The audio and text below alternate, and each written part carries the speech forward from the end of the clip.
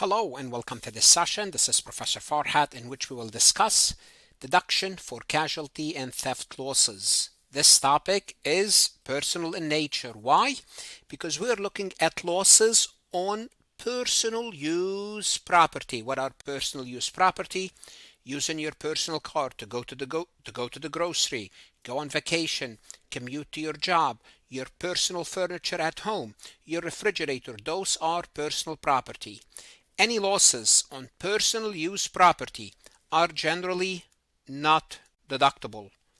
So hold on a second. Why are we going through this lesson if they're not deductible? Exception. Losses caused by fire, storm, shipwreck, and other casualty may be deductible if they meet the tax law requirement. Well, and it's not only you can deduct the whole thing, they are claimed from AGI. It means they are on Schedule A. So let's take a look at Schedule A and see where we can fit them. We fit them on Schedule A right here, casualty and theft losses.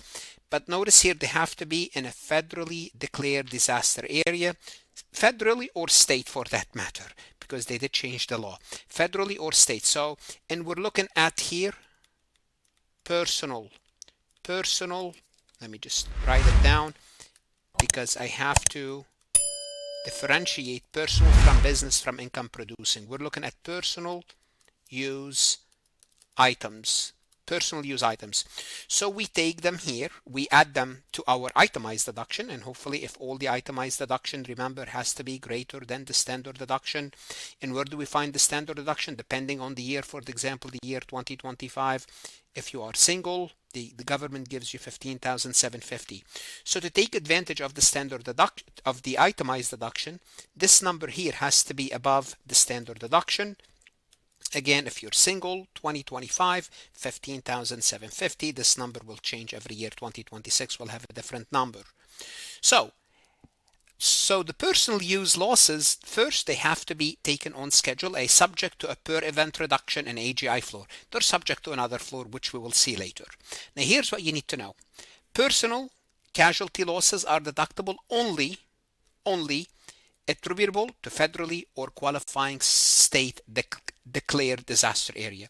So usually they're not deductible, only deductible if there's a federal or state declared disaster area. Then they are deductible, subject to per event reduction and AGI floor, which we will discuss in this session. Let's go ahead and look at this deduction step by step. Before we proceed any further, I have a public announcement about my company, farhatlectures.com. You are here because you are serious about mastering taxation.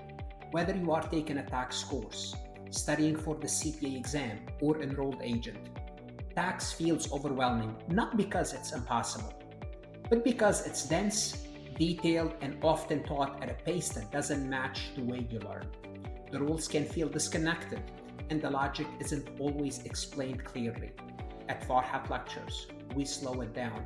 We explain the why behind the rules, break concept into simple steps, and rebuild your understanding from the ground up without assuming any prior knowledge. When explanation matches your learning, everything changes. The confusion fades, the rules start to connect, and tax becomes manageable. If you are ready to understand tax with clarity and confidence, start your free trial at farhatlectures.com and let's build your tax foundation together. Matter of fact, I'm going to start with an example. In 2026, post the one big beautiful bill, a major thunderstorm caused the river flood that damaged Noah's basement, leaving $10,000 loss after insurance. Well, as personal use property loss, this is not deductible unless the flood is part of the federally qualifying state or federally declared area. Let's assume it was in a federally or qualifying state declared disaster area. What would happen? Remember, leaving $10,000 loss after insurance. The first thing we have to do, we have to take the $10,000, deduct from the $10,000 $100, just per event. So what we're left is $9,900. Is $9,900 deductible? No, we don't know. Why? Then we're going to have to look at Noah's adjusted gross income. And let's assume Noah's adjusted gross income is $100,000. We'll take the 100,000 multiplied by 10%, which will give us $10,000. Let's make it less. Let's make it Noah's AGI, just to make the example a little bit more realistic. 50,000. 50,000 times 10%, that's 5,000. Guess what? This is basically, there's basically a floor. You have to go, well, it's not a floor. You have to go above this 5,000 for your deduction. Well, is it more than 5,000? Yes. How much more? 4,900. So of the 9,900, the first 5,000, you have to exceed that. What's left is 4,900. Now let's assume Noah's AGI was 100,000. If Noah's AGI was 100,000 multiplied by 10%, that's 10,000. And you notice where I changed the example. Now, none of this is deductible. None of the 9,900 is deductible because we did not even reach that 10% of AGI. And we'll work another example at the end. Let's talk about casualty losses. What qualifies as casualty losses? A casualty loss is a loss that can be identified from an event and that damages property. That event must be sudden, surprising, unexpected, unusual, and obviously not caused by the willful act or negligence of the taxpayer. What are we looking at here? We're looking at flood, hurricane, tornado, fire, earthquake. Personal use casualty events are deductible only if the property in a federally or qualifying state declared disaster area. And we're talking here about the one big beautiful bill. One big beautiful bill means 2026 and going forward. Events that are not casualty based on cases: disease and insect damage, termite damage, gradual decline in value. Why? Because those casualties are not sudden, they're not surprising. If you look for them, you can find termite damage and take care of it before it happened. So these personal item losses remain non-deductible unless covered by specific disaster relief provisions. Unless.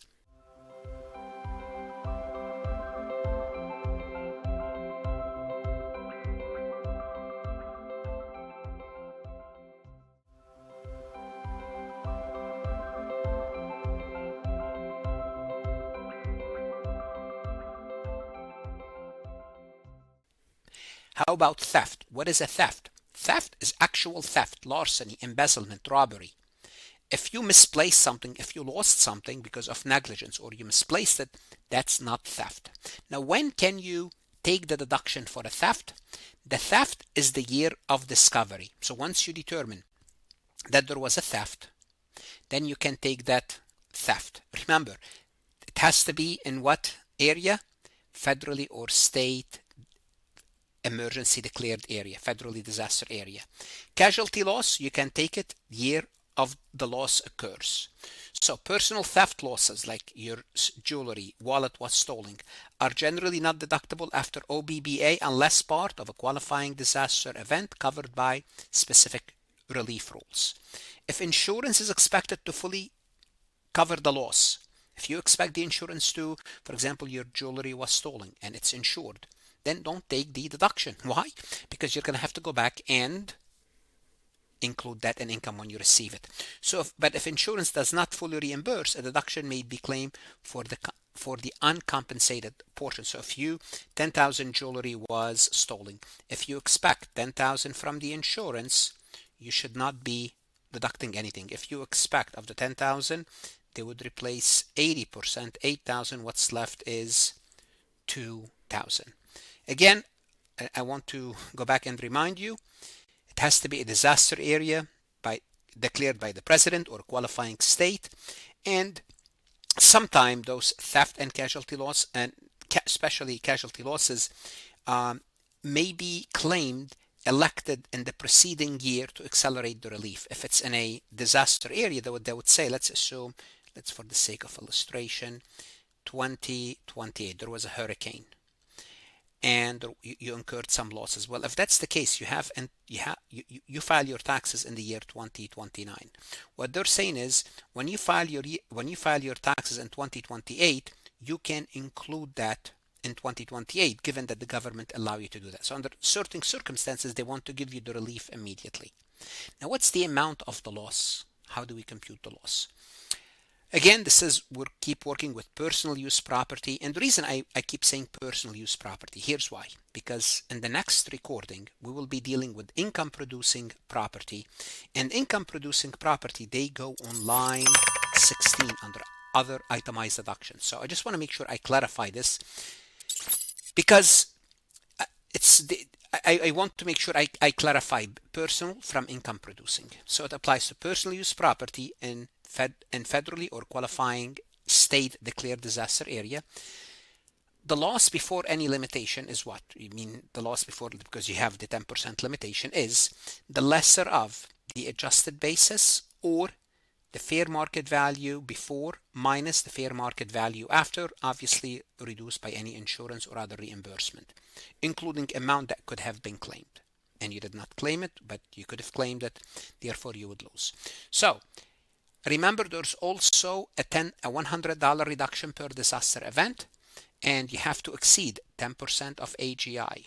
Okay, it has to exceed 10% of your AGI.